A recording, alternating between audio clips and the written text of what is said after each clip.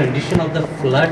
Is more NDRF required? What is the present I scenario? have already talked to him in the morning, and the status of the state I already informed him, and I told him that please send some NDRF team as early as possible.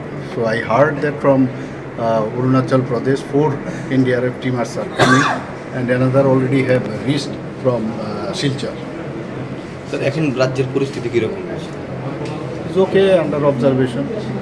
দেখছি কি, আমরা সবাই জানে এরকমভাবে বৃষ্টিপাত তো আর কখনো হয়নি। প্রায় 375 মিলিমিটার মানে বৃষ্টিপাত, কোনো জায়গায় 350, আজকে যা দেখলাম আমাদের আগরতলাতে 180 মিলিমিটার।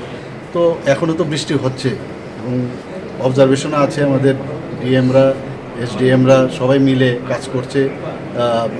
সমস্ত জায়গায় বিভিন্ন যে টিম আমাদের আছে, আমাদের ত্রিপুরার সমস্ত ভলেন্টিয়ার্স থেকে আরম্ভ করে এনডিআরএফ টিম থেকে আরম্ভ করে সবাই কাজে নেমেছে এবং কন্ট্রোলের মধ্যে আছে। কিন্তু এটা তো একটা প্রাকৃতিক দুর্যোগ, আপনারা সবাই জানেন। রাস্তাঘাট চারিদিকে বিপর্যস্ত মানুষ, প্রায় 300-এর উপরে, 312 or 15-এর মতো অলরেডি শিবির করা হয়েছে।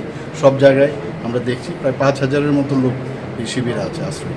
Any new casualty there? Now only so far the knowledge I received that about 5 persons already, 3 persons already due to this landslide they have died, and 2 already drowned, and 2 are missing.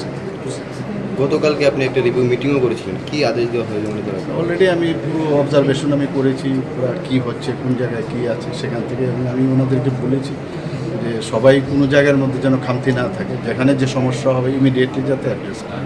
Is the Chief Minister's আজকেও আমি একটু আগেও আমি meeting করেছি, সেখানেও monitoring করছেন। Is the Chief Minister's house also affected? My own house is affected, of course you know it, my মানে status of my house. Thank you.